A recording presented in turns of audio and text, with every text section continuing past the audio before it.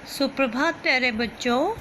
आज हमने जो पाठ पढ़ा बस की यात्रा, आज हम उसके महत्वपूर्ण प्रश्नों को समझेंगे। आप सभी को ये प्रश्न याद करने हैं। आइए समझते हैं। पहला, यात्री इस बस के सफ़र को क्यों नहीं करना चाहते थे? तो आपके सामने 4 ऑप्शन हैं, तो सबसे सही आपको ढूंढना है। तो इसका सही उत्तर है क्योंकि बस अपनी जर्जर अवस्था के कारण कभी भी धोखा दे सकती थी। ये बेटा ज़रा मिस प्रिंट हुआ है, तो नहीं शब्द नहीं है, बल्कि यहाँ पे क्या है कि क्योंकि बस अपनी जर्जर अवस्था के कारण कभी भी धोखा दे सकती थी। तो नहीं की जगह क्या था? कभी भी। तो सही उत्तर है सी। अगला प्रश्न, इस पाठ के लेखक कौन हैं? किस पाठ के? बस की यात्रा के। तो लेखक का नाम है हरिशंकर परसाई। अगला प्रश्न, यह बस कहाँ की ट्रेन से मिलाती थी? तो बताओ।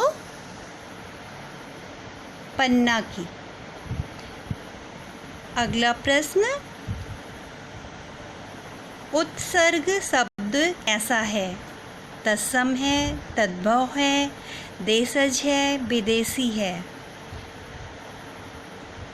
तो शब्द है तत्सम शब्द है। अगला, लेखक के मन में बस को देखकर कैसा भाव उमड़ा? प्रेम का, श्रद्धा का, दया का, और इनमें से कोई नहीं। तो सही उत्तर है श्रद्धा का। अगला,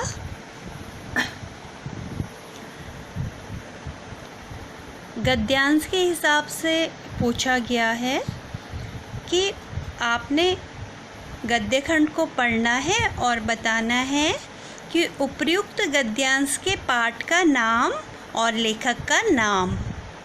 ठीक है? तो ये बस की यात्रा है,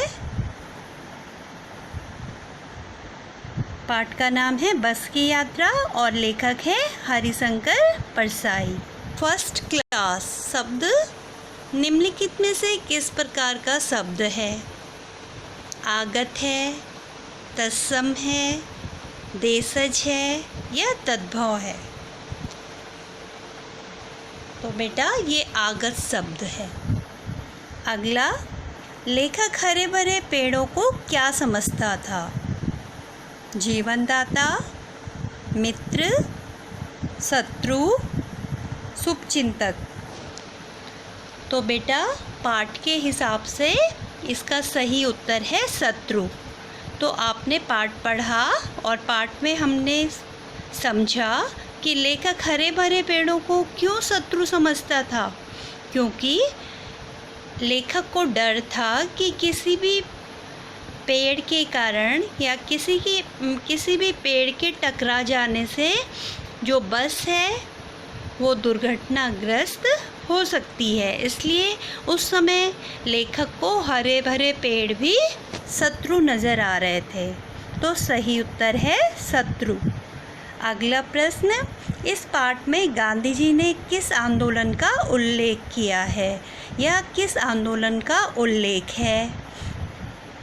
तो सही उत्तर है असहयोग आंदोलन।